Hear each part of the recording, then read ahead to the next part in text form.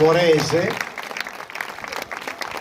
una delle tante associazioni della città di Nuoro, però è una che si è voluta radicare profondamente nella città, perché come tema hanno scelto e come titolo dell'associazione hanno scelto di rappresentare uno dei quartieri storici, uno dei due quartieri storici della città, dove c'è la casa natale di Grazia Deledda, che dal 1983 è diventata un vero e proprio museo fruibile all'attenzione, insomma, dei visitatori. È il quartiere Santupredu, quindi uno dei due luoghi storici della città, i primi nuclei abitativi della città. Ed è interessante perché Santupredu al suo interno ha sempre coltivato questa attenzione verso l'abbigliamento, le tipologie differenti, il ballo popolare, il canto a tenore, tanto che ha nel suo trascorso organizzato molte manifestazioni dedicate proprio al canto